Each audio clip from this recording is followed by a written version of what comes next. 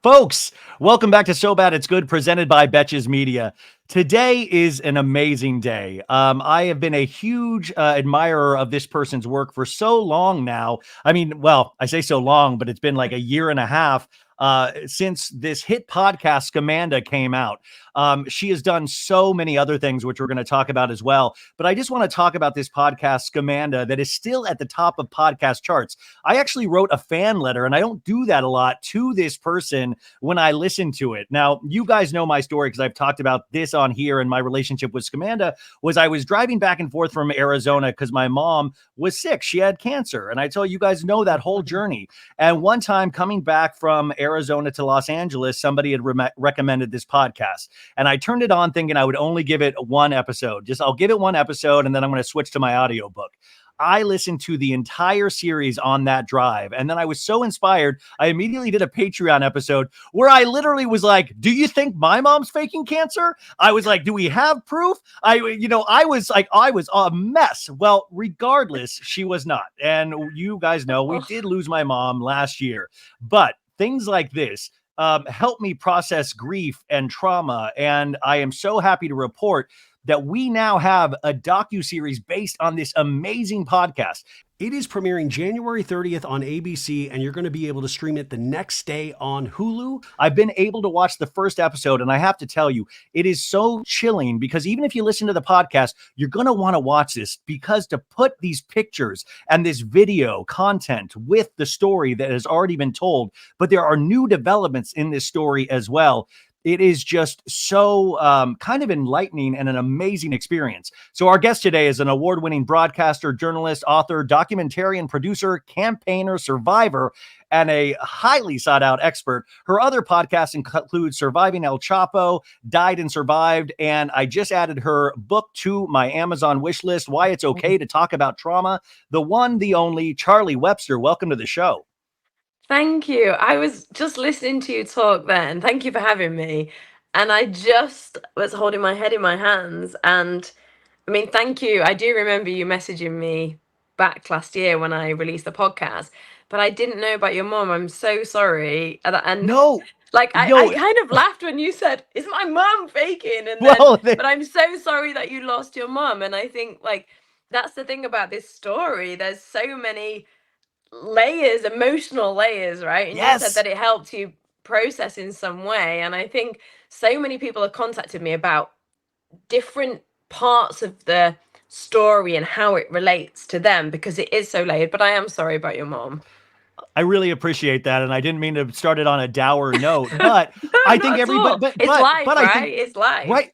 We have all experienced or will experience, unfortunately, somebody going through cancer, and that's why I think Amanda Riley's story really hits, and obviously hit with the people when people actually thought she had cancer, the churchgoers, all of these people. That story hit, and then this story hits when we find out, that she had been faking so much of this that you uncovered through the podcast and now in this series. I mean, you've answered this so many times, but what initially got you into this story when you created the podcast?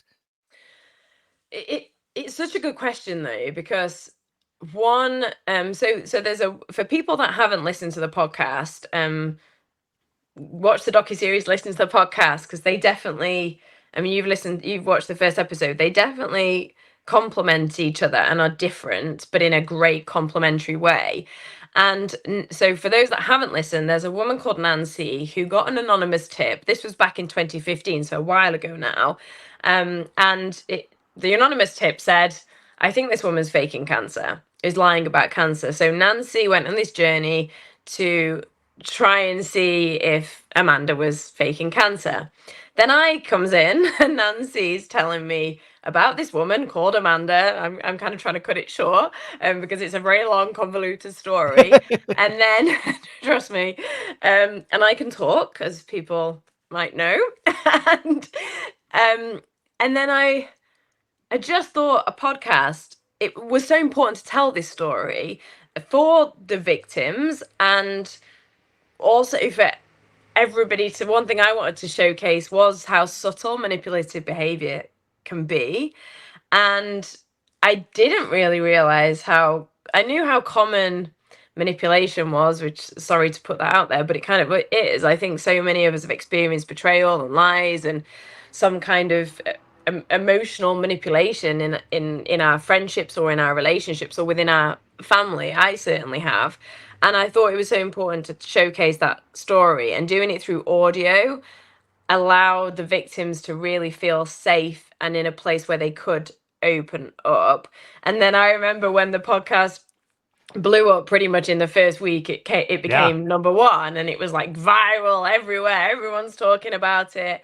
And I was watching, like, I was like, oh, it's at number 5. Oh, it's at number oh, it's at number 1, literally. And I'd only just released the first episode, and everybody was like on at me going, release them all, release them all. And I was like, no. And I'm so proud of myself for standing strong, because I nearly was like, okay, I'll release them all at the same time, don't shout at me. And then but I didn't, because I wanted to release it, in the old-fashioned way, where it comes out. It reminded me of week. Serial back in the day, when Serial came out, and I was like waiting for that new episode.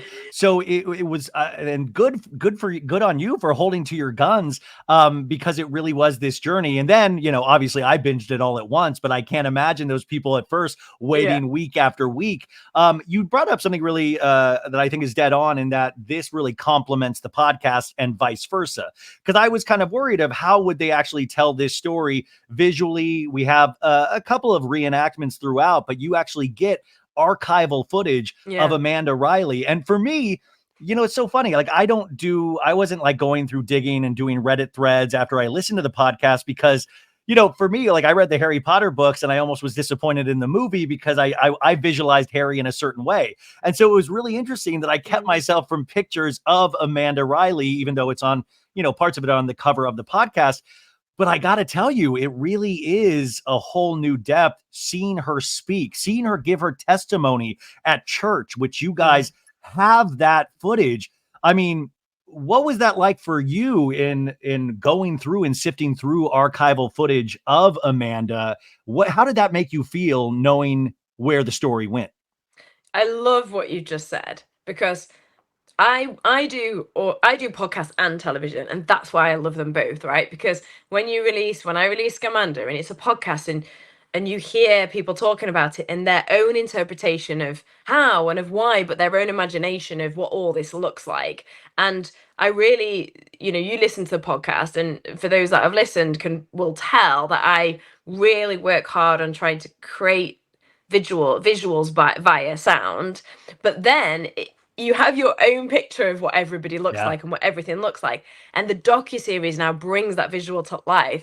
And I remember when the podcast came out, and then it finished, and everybody was like, oh no, we want more. And I was like, okay. And but at the time, everybody wanted to do this as a docuseries. Like, my phone was blowing. Oh, I would imagine you were inundated. All of a sudden, you're the belle of the ball. Like, you're the toast of the town. Just for a week, but a week's all it takes. Like, how does it? I mean, that's got to be wild for, like, working your career in this, and all of a sudden this one thing, you put your passion and your love into all of your projects, but this one thing just captures the imagination of people. What was that like, of like people presenting, and why did you choose ABC to go with? Yeah, you're right. Worldwide, this kind of captivated people. And obviously you can tell. You mentioned Harry Potter. I'm not Harry Potter, but I do sound a bit like him. I am English, but what? What surprise! But I do have for those that don't know me, like, I'm not green. I'm not new. I'm a 20+ year journalist. I've done some incredible things. I've spent time with the royal family. I've interviewed David Beckham. I hosted the Olympics. So I've been around, basically. And so then to have something that captures an audience everywhere, not just in the US, not just in the UK, but globally, was just incredible, because I think there's so much of this story that everybody can relate to, as we were talking about. And as you're opening, you could yourself. Everybody has their own experience, which sees themselves through this podcast. But yes, honestly, for about a week, I was probably the most popular person in Hollywood. About a week, and then my phone went quiet. But ABC were the most incredible partners to do this with, and to bring this to life, because this isn't a piece where it's like, okay, let's make some salacious Yeah. and there's nothing wrong with that, but with a show like that. But it's really important that there's news standards, that there's journalism as part of this. And I'm a journalist, and that's how I approached the podcast and the docuseries, to make sure that it really told, I know I keep saying layers, but it told the story, not just, oh, this woman fakes cancer, oh, how horrible, she's a monster, but oh, hang on, she only took $105,000. That doesn't tell the story. It doesn't tell the story of betrayal, manipulation, of family, of community, of friendships, of the church as well. And so that's what I think is so amazing about the docuseries that we've done, that I've done with ABC, and I've been lucky enough to work with them. And then I actually realized I didn't even answer your question about going through the archive. And Yeah. I actually had a lot of that stuff that I was going through when I was making the podcast, and I tried to pull a few bits of audio so you could hear her voice. But then Amanda basically wrote a blog, and she started writing a blog in 2012, which was the heyday of blogs, and when fitness Which was called bloggers, my story, our journey. My our story, journey, our journey yeah. was the blog, which she Yeah, started, that kind of took off, right? absolutely. And even those words, our journey, she made it so intimate. And honestly, I remember sat with all those blog posts around me, and I'm somebody that look, honestly, for people that can't see me, I'm showing sticky notes, right? I'm one of these people that I write Oh things no. down. I've got sticky notes everywhere, like I've got no, and so I needed to basically see it all. So I sat with mounds of papers and files all around me, going through Amanda's blog, and it was so intimate, and so she took you on a journey with her, and that's basically how all this started. And then I wanted to bring Amanda to you as a listener and as a viewer now with the docuseries, because I want you to try and get to understand how convincing this was. Not like, oh, I wouldn't have fallen for that. Oh, she looked too well. She had cancer. People run marathons that are in recovery from cancer. People look all different ways when they're living with cancer. So I think it's really easy for us to go, oh, I wouldn't have fallen for that. Yeah. Because so I wanted to showcase like just how subtle everything was, and how good Amanda was, to the point where did she believe her own Well, I mean, lies? that's the question. I keep thinking about the why. Like, we know the what, why? Why did she do this? What was the first thought in that blog post? What was she going through in that moment? And I will say, and you said this, is that, man, she was good at this. God, and Mm. we all want to believe in something. We all like it. It speaks to Exactly. sometimes the best nature of us is that we want to believe, we want to help, we want to believe in something greater. And her saying like, hey, which you have footage of this in the docuseries of, you better not be like, when God comes calling with your gift, you better not be ignoring that, and it was such a Yeah. powerful testimony Yeah. that I could only imagine the Christians in the audience going, oh my God, she's speaking to me right now, and how inspiring those people made it feel.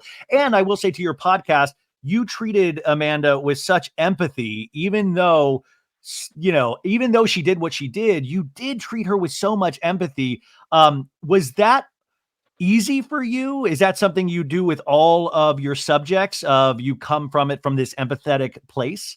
Because That I is kind of got such. angry at a certain point. Like, I was angry. Oh, How did sorry. you not slide into anger, Charlie? That is such a good question, and I'm so glad you noticed that, because it was done on purpose. Like I worked really hard at not emotionally injecting myself into the story, because also, I've I'm I've not had cancer myself, but I've had huge significant trauma. You mentioned my book, Why It's Okay Yep. to Talk About Trauma, in your kind introduction. And sometimes I do feel like I'm working on something at the moment, which I can't say anything, but it'll come out next year, and I can't wait for you all to see it, hear it. And it is, I can definitely feel it affecting me, because there's certain elements of it that I can connect to, that I've been on the other end of it, right, in my own life. Yeah. And I really tried so hard on this one to not do that, because I think it's really important for me to bring everything to the listener and to the viewer, for everybody else to take what they will from it. And my job is not to, if I come in judging and going, this woman's a monster, then it would never have been the story that it is. And it would never have showcased how she did it. And also not every single, but nearly every single person I spoke to about Amanda couldn't understand the Scamanda of Amanda, because Amanda was so charming, so bubbly, so kind, like you said, inspiring. She stood on stage and she represented a miracle. Look, yes, she was lying all about all of that, but at that moment in time, that was the truth that people were experiencing. So for me, it was important to to almost like bring the listener on the journey of what people experience, so you could understand how this was done and how convincing, but also understand, I don't know, I'm not saying Amanda's a narcissist, I don't know, I'm not, but I mean, I feel like I'm an expert with narcissists because of my own background. But anyway, I'm sure some of us are, and some of your audience are Yeah. experts in narcissists. I've definitely been on the other end. But it's like that narcissist behavior is very convincing and very subtle, and you don't even realize that you've been, say, emotionally manipulated or abused until way down the line. And I wanted to show that, because I feel that was people, not I feel, I know that was people's experience with Amanda. So it was important for me to have some kind of empathy. And I did approach Amanda, I did speak to her, I let her know what was going on. That's my duty. I feel like I take ethics and morals really, I do take them really seriously, and I needed her to know that there was a podcast being made about her. She's got 2 children. That was important for me to think about. These 2 children are innocent. Yeah. I'm about to tell her, these are things that, as a storyteller, I constantly go through, question myself. And honestly, like, this is a very English phrase, but I do my own head in sometimes about these things, because Yeah. I'm like, I need to be responsible.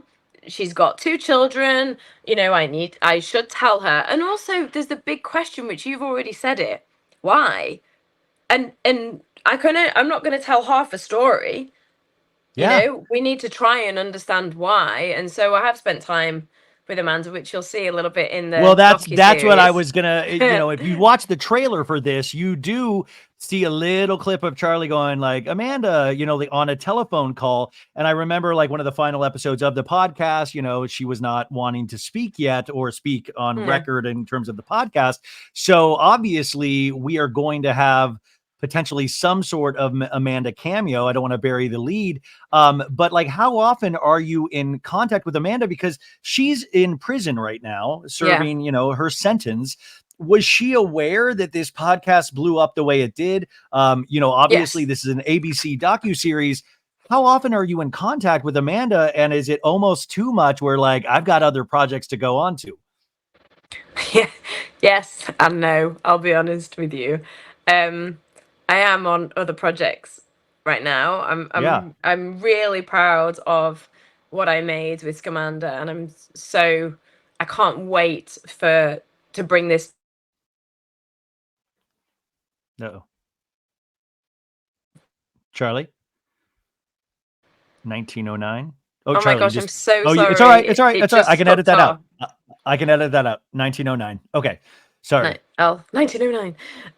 I'll start again. Shall Yes. I on that? Yeah. That would be great. Um yes and no. I am on other projects at the moment, and but I do feel that this is a story that I started, I put out into the world. Obviously Nancy went and got the anonymous tip, but I put this out into the world and made it. And so I'm really proud of what I made. And you mentioned the word empathy. I don't want that to be misconstrued in a way that I don't know, I'm not recognizing or acknowledging what she's done, because if you listen to the podcast and the docuseries, the victims are at the heart of this, and that's really, really important. And there's a lot of deep trauma, which I written a book on, as we talked about, and I know very well. And so, and the emotional harm of this is really important. And I'm a big advocate for getting that across. You know, there's money, and then there's like mental health and emotional harm. And a lot of the time we don't hear enough about that in stories, and what people are left with, and the massive mistrust they now have in people because they were emotionally abused by Amanda, essentially. But yes, I am speaking to her in prison, and it sometimes is more often than others. I'm speaking to her quite a lot right now during the podcast. When I released the podcast and building up to it, I did speak to her for many reasons. One, I wanted to try and understand and get a picture of who she was, because I didn't want to portray my own idea of who she was and be wrong, because it's really important that I represent this story truthfully with everybody's experience, not my own. Two, I wanted to know why as well. Why? Everybody wants to know why. I wanted to know why. And I did want to make sure I depicted Amanda for who I thought she was, and everybody else. And then three, I did ask her if she would want to do an interview on the podcast, and she wanted to, tell not her side, because we know what she's done. She lied. She's told me she lied, and she said she's been accountable for that. She's Yes. admitted, I have Yes. fully lied about Yes. this from the jump.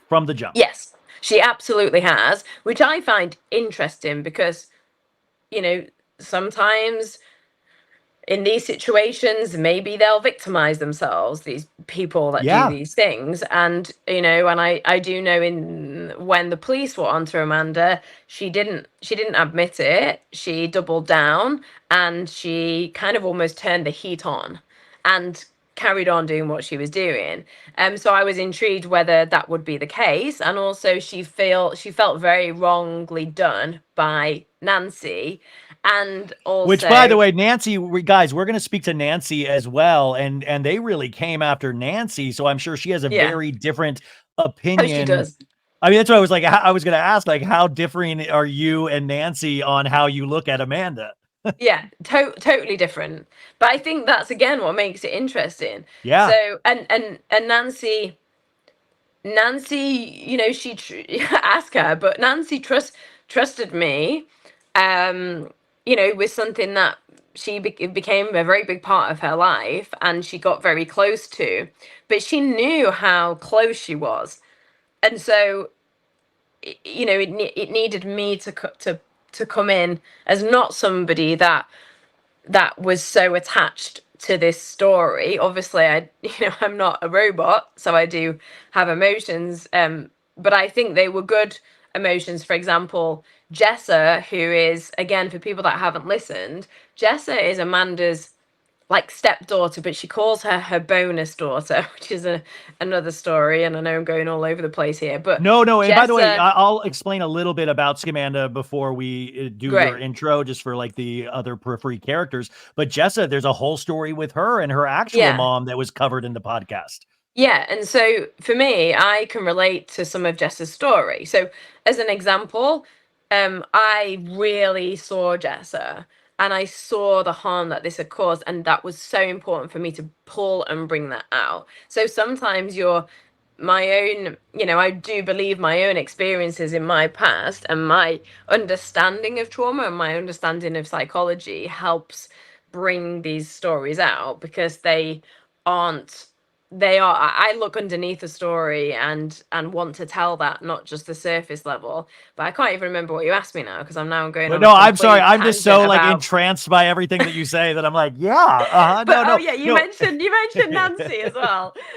But yeah, I'll just go on because this story's got so many parts to There is it. so many That's the layers, and thing. that's why the Yeah. docuseries is kind of that thing where I didn't even know I needed until I started watching. And you mentioned this in the beginning, which I was thinking about, and I was laughing because you're like, they said to release all the podcasts at once, and I'm so happy I stuck to my guns. I said the same thing to the ABC publicist. I was like, give me all the screeners now. I can't just I've only watched the one. I need to see the rest of this story because it's that same, like, where you're just, I mean, I had that same vibe as I was listening to the podcast. So compliments to you in this production. But yeah, you and Nancy, I think Thank that you. push-pull creates this dramatic tension potentially within that can tell the story in a more 360 degree view. Exactly. You described it perfectly, because it is such a compelling story where I think you do get hooked. I think your jaw drops to the floor. I think there's so many elements, and Nancy and myself are very, very different. We're very different people. We have a different approach. I come from a journalist background, and I'm very deep as well. I'm very very layered myself, and I look at things so differently from Nancy, and even the approach to Amanda. Like, I'm very, like, emotional, I think, in a good way, and look at things like on a very psychological level of why do people do this. And Nancy came at it from a very different way, and she has lost her sister to cancer, and I think that she just wanted to stop Amanda. I wasn't trying to stop Amanda. I was telling the story of this, and it was my responsibility to tell it as accurately as I could. And if it had been like, again, I say it again, like, Amanda's this big monster that set out to scam everyone and steal people's money, that isn't the story. Yeah. That isn't the story. But yeah, we are very different. We Well, are yeah, I think so different. that's good. Do you have about 15 more minutes just so I don't Yeah. abuse your time? Okay. No, So yeah. a couple more things before, because I do want to say this docuseries does highlight the victims, like you've mentioned, as well as the podcast did that as well. But just a couple more things about Amanda, because as I was watching this, I thought, have you ever just point blank asked Amanda, do you believe in God? That is no. Well, I kept thinking Damn, I about. should have. Well, no, I kept thinking about that as I was watching, not so much listening, but when I was watching, thinking, my gosh, I would be so scared of God's wrath for doing this and involving, his Yeah. place, his place of worship. If there was any fear and potentially what she's going through now, because sometimes when we've done something so wrong and we wake up to the fact of how wrong and how much it snowballed, Yeah, it's there is such a painful. guilt. Yeah, Yeah. there's such like that you Yeah. can hardly move. Yeah. So those are two things that I was wondering in regards to Amanda. Yeah, and it's a really good point, because that's why a lot of people don't. A lot of people will never admit that, and look at their own behavior, because a lot of the time, especially if you've behavior's been bad, that's why a lot of people don't change, because it's so hard for them to look in the mirror and go, oh, I did this. I can't blame, in this story, I can't keep blaming Nancy. I can't keep blaming Corey's ex-wife, Alita, because yeah, they might have been the ones that outed me, and the anonymous source. I nearly said her name then. Which, by the Because way, we you do guys, the we first do episode, reveal. the first Yeah. episode, they revealed the whistleblower that Yeah. started this whole thing that reached out to Nancy originally. This person finally comes forward. You will see at the tail end of the first episode that this person is finally out there, and it all makes perfect sense. You'll see it. But I was just intrigued how you finally got her to actually, or her got her to do this on camera and not on the actual podcast. I love it how you said he, her, because I think I already spoiled that Yeah. anyway, because I said her. But thank you So, for protecting me in that situation. The anonymous source, she during the making of the podcast, when I was making the podcast, I did say, do you want to say that you did this? And the person just wasn't comfortable. And I think, again, you said about how I am and how I approach things. Like, my responsibility isn't just to an audience. My responsibility is also to the people that are part of this story, because it's scary to talk about something that's happened to you. There's so many emotions in it. A lot of people I spoke to felt totally misplaced, but they did feel like shame. They did feel like, was it something wrong with me? Was I naive? Should I, oh my gosh, I did this and it could have been helping Yeah, someone we else. And personalize these things. we Yeah. personalize and we blame ourselves for other people's behavior a lot of the time. That's human nature. I think if you do that, that means that you're actually an emotionally healthy person, because it means that you reflect on yourself, right? But a lot Yeah. of the time we over question ourselves rather than go, no, this wasn't me. Amanda manipulated and abused me, or just in this scenario. But there was a lot of fear around this, and the person, I'll use that word, didn't wanted to remain anonymous. And so when you actually know who it is, and if you went back to listen to the Yeah. podcast, hopefully you realize, like, I tried to be, well, I think I tried to be clever about it. You Like did. Yeah. I think I was. Not a lot of people guessed. People guess different things. But then this person decided actually that they felt empowered enough from doing the podcast to reveal, and they wanted to reveal that they were the anonymous source of this ultimately, and not stay anonymous anymore. But yeah, I can imagine there's a lot of people battle, to, again, like, even telling this story, I really needed to build a lot of trust up with people to be able to trust me, to be able to share their story. When people share with somebody, then you have to go and trust, they have to trust me that I'm going to do a good job and Yeah. represent them in an honest way. Yeah, and I think once the podcast came out, this person probably saw that this Yeah. was handled in such a way. You bring this up in a voiceover at the very beginning of the episode, saying, like, with social media and the way the world is now, the way we live in this kind of social media bubble, which is really interesting, and that's why this person coming forward is so good, because I feel like everything can get into conspiracy theory land and like these wild things when the actual thing is sometimes ignored. Like, let's look at the facts right here. And so Yeah. that's why it was so good for this person, I think, to come forward. In terms of social media, which I think Amanda, was very adept at with her blog posts and the reaching out. And my God, seeing the visuals of the fight song video that they made for Amanda, I Oh was, I gosh. was, Yeah. I can't even describe my reaction to see, guys, they did this fight song video for, because, she said she was fighting this cancer. There are so many little ridiculous moments that in retrospect you're like, well, I would have figured this out, and nobody would have, because nobody No, really truly exactly. did. There's that moment. There's the Yeah, it was moment the that Rachel Platten song, the yes, fight Rachel song. Black. Yeah, This is my the fight song. fight Honestly, song. I can't even listen to that now, ever. I sometimes, if you walk into a store and you hear it, you're like, ah, like, Oh man, deuce chills going down my back when I was like, oh no.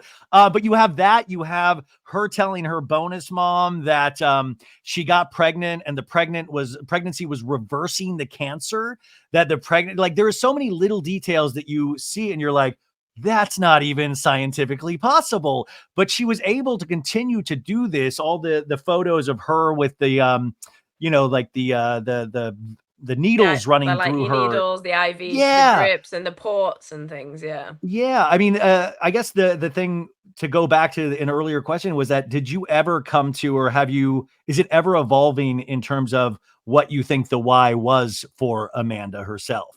And she ever admit that it just snowballed? It just got Yeah. so out of control. Yeah. Amanda has told me that.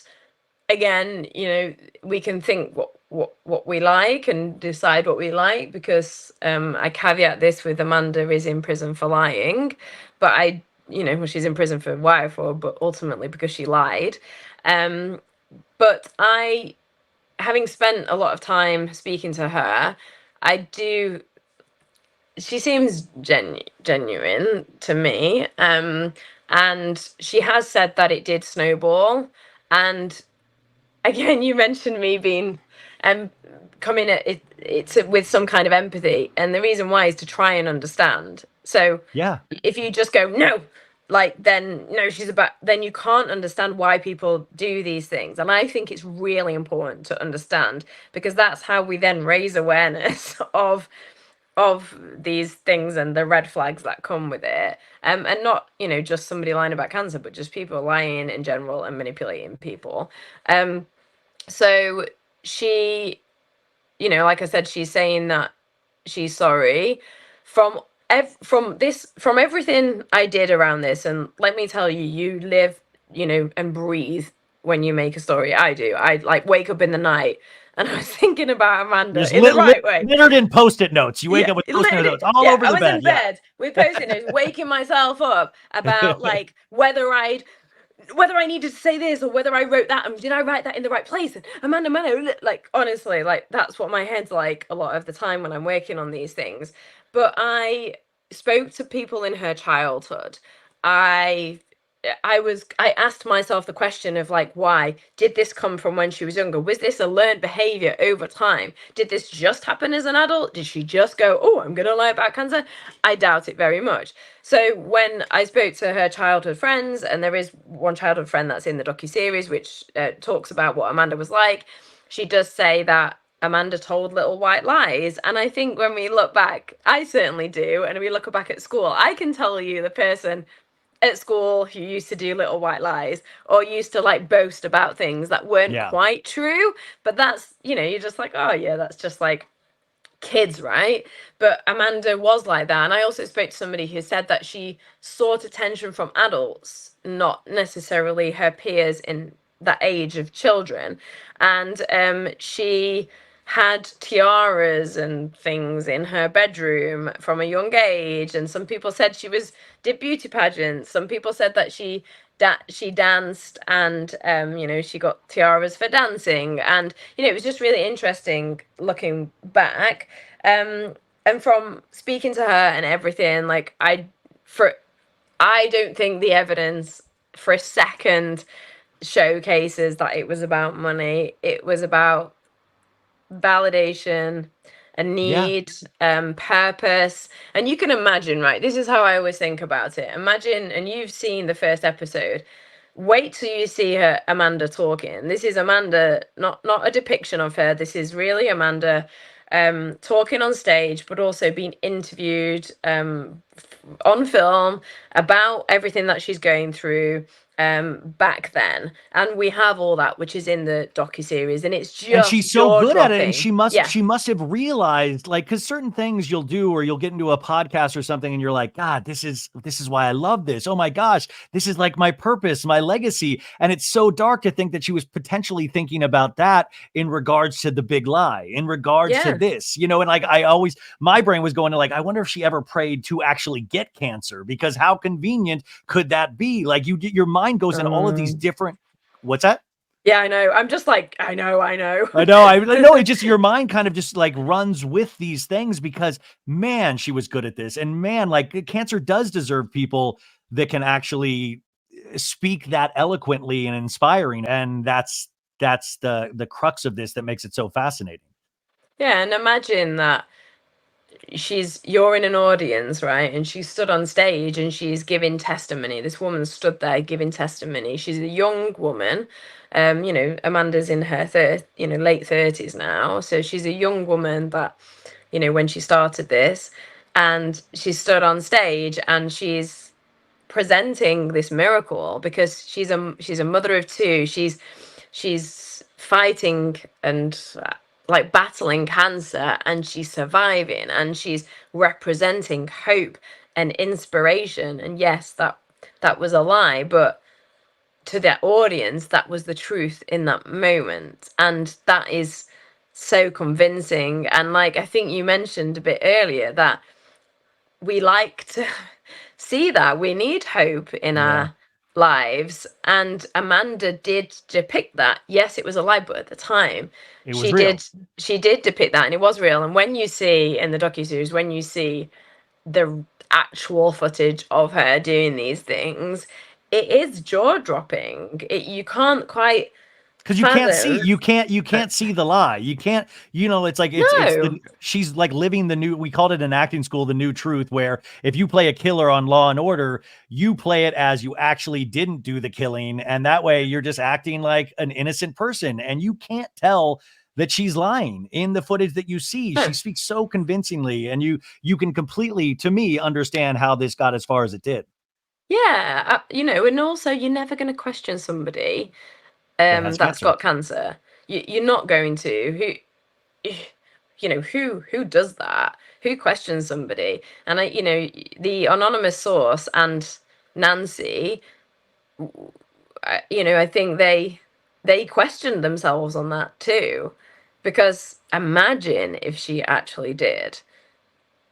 And you just don't question somebody that's got cancer. And that actually I just want to say one thing on that, because a few people have contacted me, and actually quite a lot of people have contacted me that have they're in remission from cancer, or they're going through cancer, or they're a cancer survivor. And I know that it really angers those people, and I can well imagine, and I can really empathize and understand how hurtful that must feel. And I remember a couple of people last year contacted me and said that they felt, would people question them? And I think it's really important that we shouldn't be questioning people. Made a joke. If we can take anything away from this docuseries, is question the people who have cancer. And I know you joked about your mom, but I know. But Charlie, when you see your mom lose her hair, now, like when you see all of those things happen that she lied about, I will say I did get to an episode where I was angry. I was angry at her. Because it was just, you do personalize those experiences. So even when you try to empathize, it was hard to stay away from that anger. No, and it's not for, an audience doesn't have to empathize. You're not making it as a journalist. You don't have to. You decide as an audience, as a listener, as a viewer, what you feel about this, and it will all be reflective on what you've experienced in your own life. And hopefully that's what makes this so compelling as a story, because it does take you through all those different emotions. And that's what I wanted you to feel, those emotions, because that's when storytelling is really powerful. But it's not an audience. An audience can decide. You decide what you like as a listener and a viewer. It's just for me to present these different things and different questions so that I can bring that emotion to you, right? Yeah, you don't have to empathize. I mean, you did that. I mean, you did that to great. I mean, anyways, finally, was there anything in terms of the docuseries that surprised you after living with this story for so long in terms of the podcast? When you started was there anything that surprised you in regards to these the docuseries? Yeah, that's a good question too.